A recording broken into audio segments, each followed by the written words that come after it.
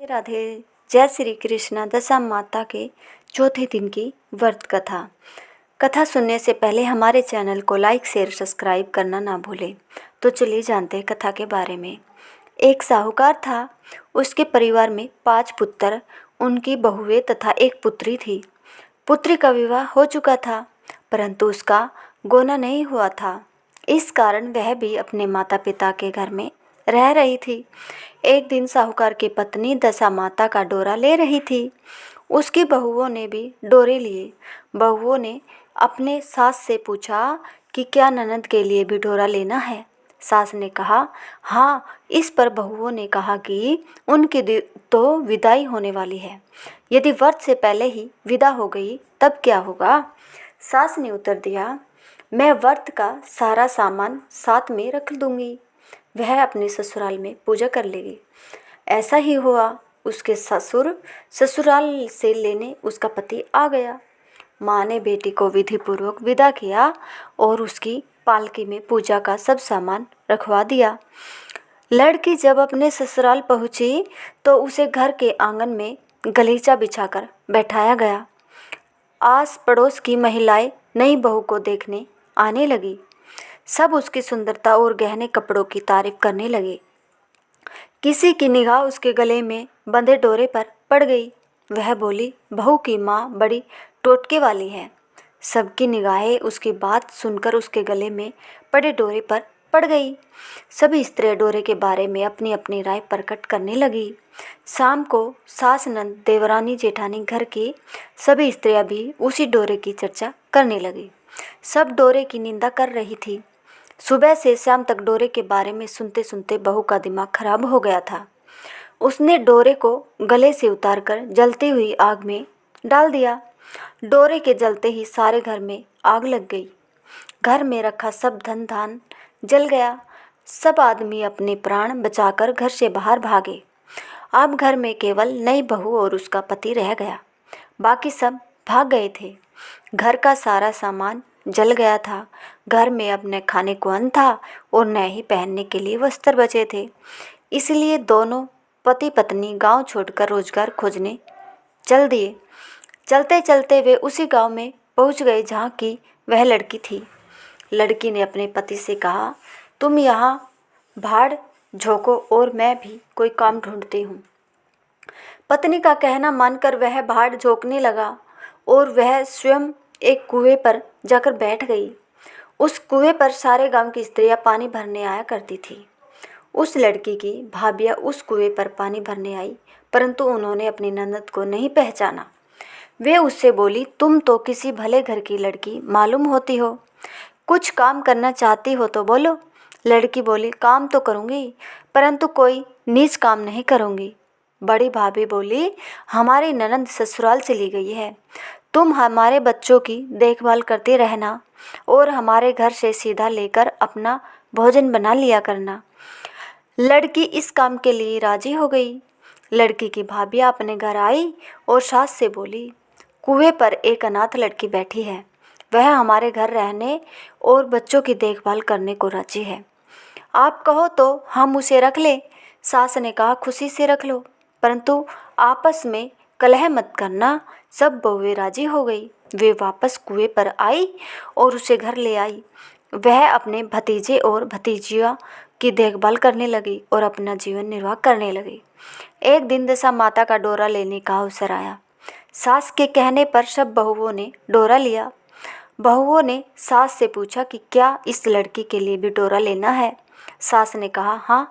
बहुओं ने कहा, इसी प्रकार आपने ननद जी के लिए भी डोरा ले लिया था, परंतु पूजा से पहले ही उनकी विदाई हो गई। अब इस लड़की को डोरा दिलाना चाहती हो, यदि यह पूजा से पहले चली गई तो क्या होगा।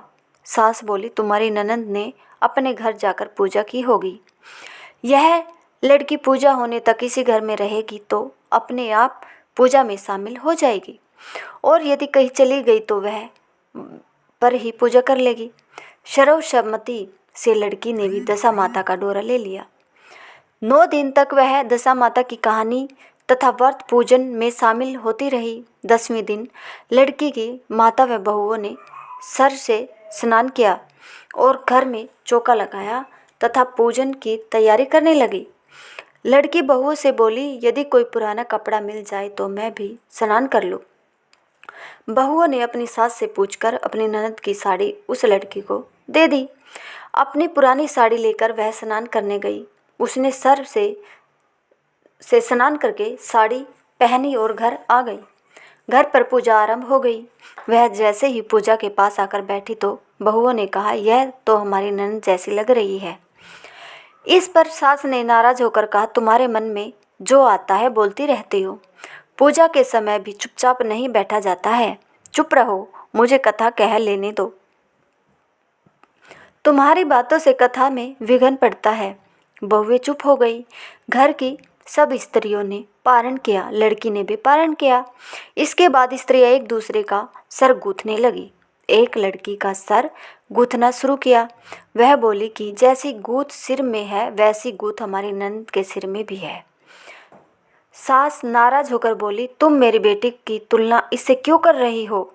सास ने बहू को तो डांट दिया, परंतु उसकी बात मन में घर कर गई। उसने लड़की से कहा, आज रात मेरे पास सोना। रात तो जब बहुएं सो गई तो उसने लड़की से पूछा, तुम्हारे पियर में कभी कोई था। उसने जवाब दिया, मेरे 5 भाई और भाभियाँ थी, तुम जैसे माता पिता थे। उसने फिर पूछा, क्या हुआ। लड़की बोली, पीहर में मैंने दशा माता का डोरा लिया था। उसके पूजन से पहले ही ससुराल के लिए विदा हो गई। ससुराल में पहुंचकर मेरे गले में पड़े डोरे को देखकर वहाँ की स्त्रियां हंसी उड़ाने लगी। तब मैंने उस डोरे को आग में डाल दिया। उस डोरे के साथ सारा घर जलकर भस्म हो गया। सब लोग भाग गए। हम दोनों भागकर इस गांव में आ गए। उसकी माँ ने पूछा कि तुम्हारा पति कहाँ है। लड़के ने कहा, वह भड़बूजे के यहाँ भाड़ झोंकता है। दशा माता के प्रकोप से हमारी ये हालत हो गई है। वह समझ गए कि यह लड़की कोई और नहीं उसकी ही बेटी है। तब उसने अपने 5 बेटों को बुलाकर कहा कि यह तुम्हारी छोटी बहन है। सवेरा होते ही माता के कहने पर 5 भाई भड़बूजे के यहाँ अपने बहनों को लेकर आए। उन्होंने उसको स्नान कराया और उत्तम वस्त्र पहनने को दिए। कपड़े पहनकर वह सुंदर शाहूकार दिखाई देने लगा। वह कुछ दिन ससुराल रहकर अपने घर चला गया। घर पहुंचकर उसने देखा कि सब लोग पहले की तरह सुखपूर्वक रह रहे हैं। इसके बाद वह अपने ससुराल आया और अपनी पत्नी को विदा कर घर ले गया। वह अपनी दशा पर विचार करती हुई जा रही थी। मार्ग में एक नदी पड़ी। उस नदी में स्नान करके अप्सराएं दशा माता का डोरा ले रही थी। उनके पास एक डोरा बच गया था। वह अप्सराएं बोली, यदि इस डोरी में कोई उच्च वर्ग की स्त्री हो तो उसे ये डोरा दे दे। उन्होंने डोली के पास जाकर पता किया और वह डोरा उस लड़की को दे दिया। जब लड़की अपनी ससुराल पहुंची तो सास थाल सजाई, ननद कलश लिए और देवरानी जेठानी अन्य मांगलिक वस्तुएं लिए उसका स्वागत करने के लिए खड़ी थी। नेक दस्तूर हो जाने के बाद लड़की को आसन पर बैठाया गया। आसन पर बैठने के बाद लड़की ने कहा, आप लोगों ने पहली बार दशा माता के डोरे के लिए अपशब्द कहे थे, जिसका फल ये हुआ कि घर के सब लोग बिछड़ गए तथा घर का धन धान्य जलकर स्वाहा हो गया। बड़ी मुसीबतें उठाने के बाद अब अच्छे दिन आए हैं। आप में से कोई भी अब मेरे दशा माता के डोरे की निंदा करने की भूल न करे। जब मेरा व्रत हो तब सब श्रद्धापूर्वक पूजा करें। सब ने खुशी खुशी उसकी बात मान ली।